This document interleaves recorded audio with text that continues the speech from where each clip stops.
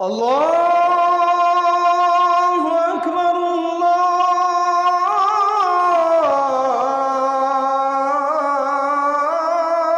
আল্লাহু আকবার। নবীজি এজন্যই বলছে নি'মাতানে মাগবুনুন ফীহিমা কাসীরুম মিনান নাস আস-সিহহাতু ওয়াল ফারাগ। নবীজি বলেন দুইটি নিয়ামত এমন আছে বান্দার কাছে যখন থাকে তখন সে কদর করে না, বরং প্রতারিত হয়। আছে মনে করে তার ভাবনা যে আর কোনোদিন শেষ হবে না। একটা হলো আস-সিহহাতু, সুস্থতা, আরেকটা হলো ওয়াল ফারাগ, অবসর। সুস্থতা থাকতে সে কদর করে না, অবসর থাকতে সে সময়ের কদর করে না।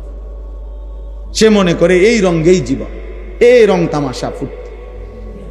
এজন্য বাবা আপনাদেরকেও বললাম, নওজোয়ান তোমাদেরকেও বললাম, অনেক নওজোয়ান তোমরা তোমাদের এই ছোট্ট জীবন, বিশেষ করে যৌবনের সুন্দর সময়টাকে তোমরা নারী, ছবি, মোবাইল, মোটর সাইকেল, বন্ধুদের আড্ডা, চুলের ফ্যাশন, এই রং তামাশার মধ্যেই ঘন্টার পর ঘন্টা নষ্ট করে দিচ্ছ। ওই যে আমি বললাম, আমার দেখাইলো মোবাইলে কুষ্টিয়ায় গত এই 3-4 দিন আগে, তো বলতেছিলাম যে এই কুষ্টিয়ায়, এই তো খবরে, সব খবরে আসছে, এটা 10টা ছেলে মোটর সাইকেল রেস, নিজেরা মোটর সাইকেল দিয়া মানুষের চলাচলের রাস্তাতেই রেস দিতেছে।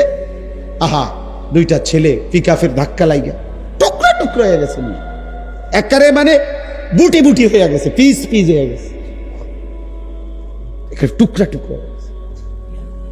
লাশটা যে টুকাবে এটাও পারা যাবে না, এমনি ছিটটা বিটটা গেছে, জীবন্ত জলজ্যান্ত। 18-20 বছরের তাগরাজ, প্রত্যেকেই নিজের মোবাইলে নিজেই ভিডিও করতেছে, নিজেই লাইভ দিছে। তোমার লাইভেই তোমার মৃত্যু দেখানো হলো, তোমার মোবাইলেই তোমার ছিন্ন ভিন্ন হওয়া লাশের ছবি। তা আলগা ভিডিও আইব করতে, এটা হেতের মোটরসাইকেলের সামনে যে ভিডিও আছে এটা চলতেছে, যে ওটার লাইভ থেকে শোনো।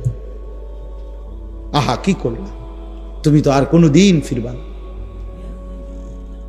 কারে দেখাইতেছিলা? কে দেখলো তোমার এই মোবাইল? কে দেখছিল তোমার এই মোটরসাইকেল?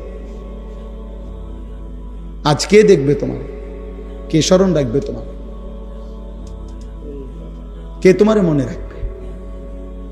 সেদিন নোয়াখালীতে যে একজন প্রবাসীর পরিবারের 7 জন একসাথে, শুনছেন না, ওই যে প্রাইভেট কার যে না মাইক্রো পড়ে গেছে পানি, সব 7 জন ফ্যামিলির মহিলা পুরুষ মারা গেছে। ওই লোকের সাক্ষাৎকার আমি শুনছি। ওই প্রবাসী লোকটা কাঁদতেছে আর বলতেছিল যে কয় যে আমি কত চিৎকার করছি, কত কাকুতি মিনতি করছি মানুষের কাছে, শত শত মানুষ, সবাই শুধু ছবি উঠাইছে, কিন্তু কেউ আমার এই গাড়িটাকে এটাকে ধৈর্য যে কিন্তু টান না আনবো, সবাই শুধু ছবি উঠেছে। আমি নিজে শুনছি ভাই, ওই লোকের, ওই প্রবাসী ভাইয়ের সাক্ষাৎকারটা, সবাই ছবি উঠাইতেছে। এটাই বুঝি কথা হলো, এটাই বুঝি ইনসানিয়াত, এরই নাম মানবতা, এরই নাম মনুষ্যত্ব। তাহলে আমাদের নওজোয়ান, আমাদের মোবাইল প্রেমী মানুষগুলো আজকে কি হালাত।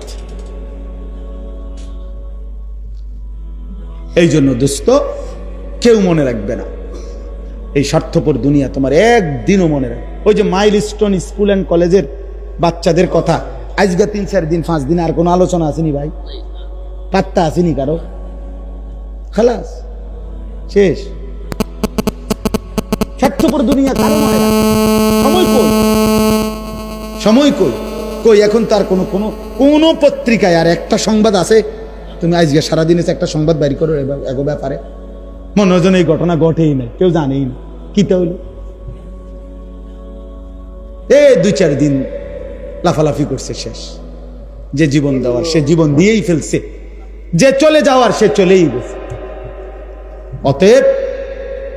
অতএব পৃথিবীর এই বাস্তবতা, এটা সবটাই ক্ষণস্থায়ী, মরে যাওয়া এটাই স্থায়ী, এটাই চূড়ান্ত কথা, এটাই শেষ কথা। হাসলেও চলে যাবেন, কাঁদলেও চলে যাবেন, সুখের রাত্রিও ভোর হয়, দুঃখের রাত্রিও ভোর হয়, বাসর রাতও ভোর হয়, ফাঁসির রাতও ভোর হয়।